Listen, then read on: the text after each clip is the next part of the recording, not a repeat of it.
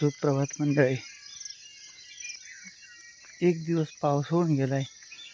आता म्हणजे जून महिना आहे. जून महिन्यामध्ये जेव्हा पावसाळा सुरू होत होते, म्हणजे पाऊस येणार असतो त्या कालावधीमध्ये सकाळी सकाळी पाखरं एवढे आवाज करतात ना, आणि त्या पाखरांचा आवाज ऐकणं म्हणजे एकदम सुंदर अनुभव. खूप पाखरं आवाज करतात. आता आजच्या ह्या व्हिडिओमध्ये दाखवणार काहीच नाही, फक्त हा पाखरांचा जो सकाळी सकाळी पक्ष्यांचा आवाज असतो ना, तो ऐकणं म्हणजे खूप भारी अनुभव असतो. मोबाईलमध्ये किती आवाज येईल काय सांगता येत नाही. शक्य जरास हेडफोन टाकून ते आवाज ऐकून बघा. ह्या बाजूला एखादा पक्षी आवाज करतो, दुसऱ्या बाजूला दुसरा आवाज करतो. एकदम भारी आवाज येत असतात. ते आता व्हिडिओ शूट करेल आणि आवाज किती येतो ते बघा तुम्ही आता.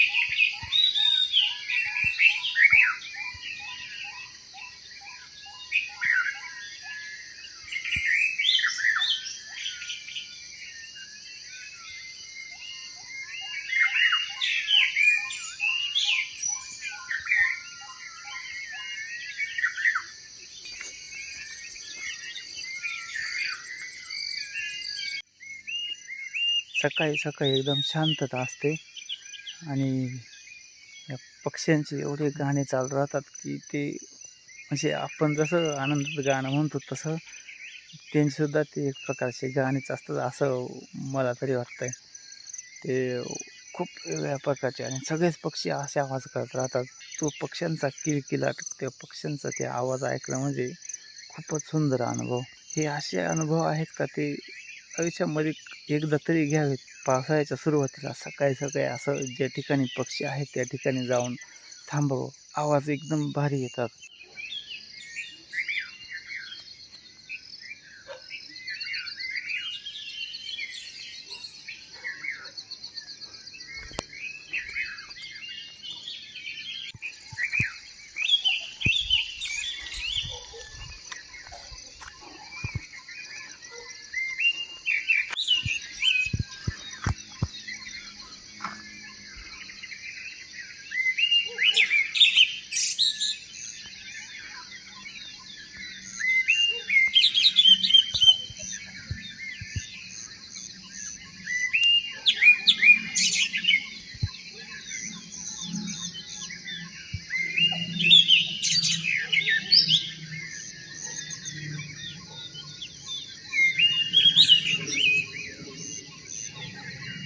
आगोकड्यामध्ये आलोय, जे असं जिथं अशी दरी सारखा भाग आहे अजून कडा आहे, अशा ठिकाणी ह्या पक्ष्यांचा आवाज असा घुमतो आणि एकदम भारी वाटतो.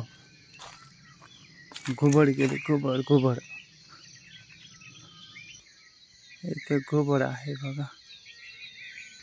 हे घुबड तर रात्रीचे एकदम वेगवेगळे आवाज करते. हे बघा.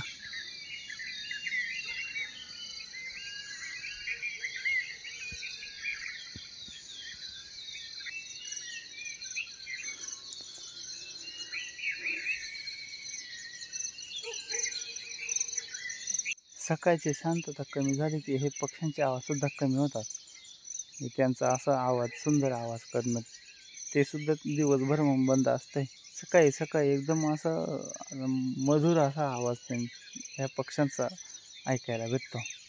त्यासाठी असं ज्या ठिकाणी पक्षी आहेत तशा ठिकाणी सकाळी सकाळी जाऊनच आपण तो आवाज ऐकू शकतो.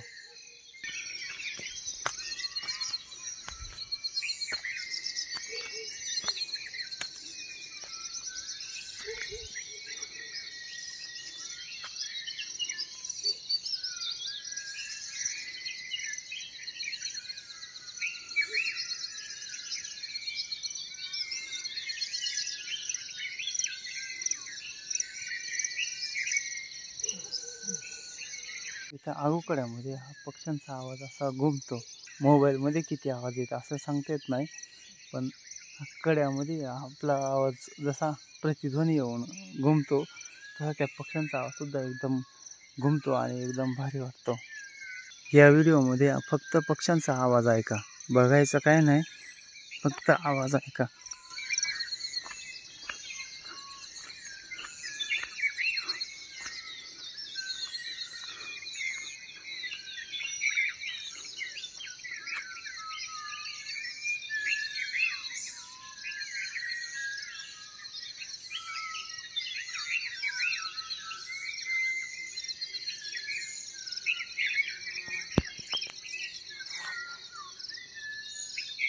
इकडं वरती खूप पक्षी येते, पण तिकडं काही अडचणाचा जात नाही.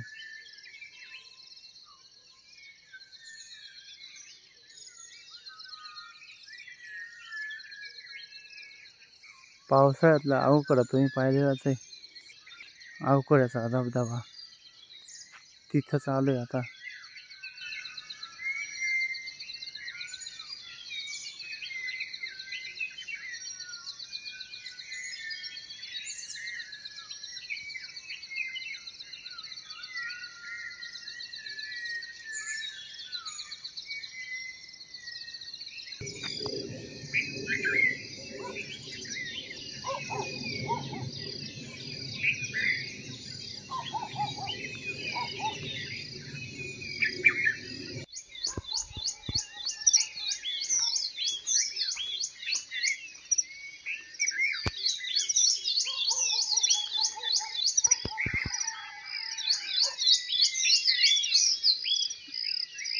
एकदम छोटा पक्षी, त्याचा तरी खूप आवाज आहे.